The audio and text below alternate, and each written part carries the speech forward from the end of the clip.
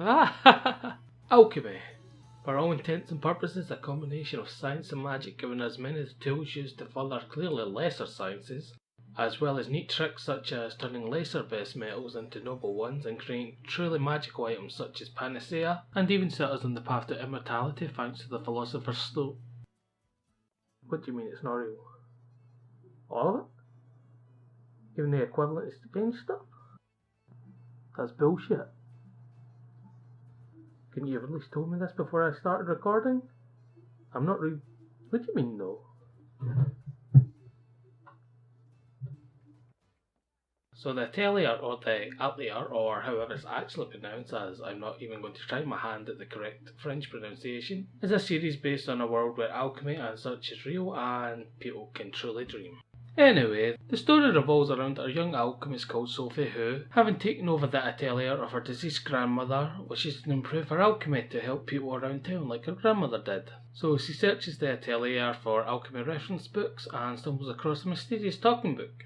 The rest of the story revolves around this book as it helps Sophie improve her alchemy skill, what in turn with Sophie adding more recipes to the book restores the book's memory, as they work together as they advance their quest to advance their own alchemy.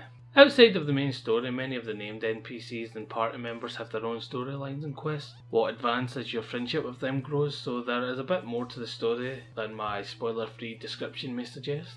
This game itself, as you may have guessed from all my mentions of it earlier, is based around alchemy. You spend your time gathering ingredients on the field, battling monsters in turn-based combat for other materials and experience to get stronger, then head back to the Atelier to use alchemy to turn the items into more useful items such as bombs to help you with the fighting and healing items.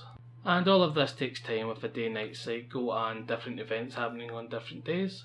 Unlike other games in the series though, Atelier Sophie doesn't have the 2 to 3 year time limit or monthly tasks you have to be rated on, so you can take your time and enjoy the game at your own pace, what makes it an ideal one for getting into the series.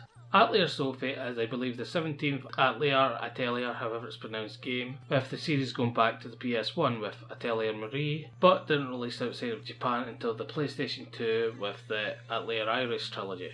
Now you may be wondering, why is it going on about this shit?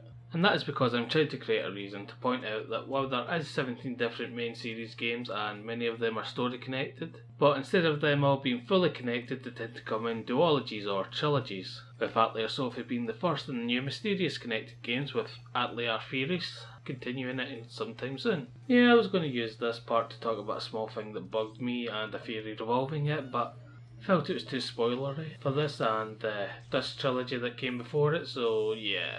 You get this instead. Atelier Sophie, the Alchemist of the Mysterious Book, is a game that starts slow, but as everything contributes to everything else, you start doing one thing and hours have suddenly passed and you don't mind because it was fun, and you just want to do one more thing before you start writing your review of the game, before procrastinating for months. Score wise, I'll give it a 7 out of 10.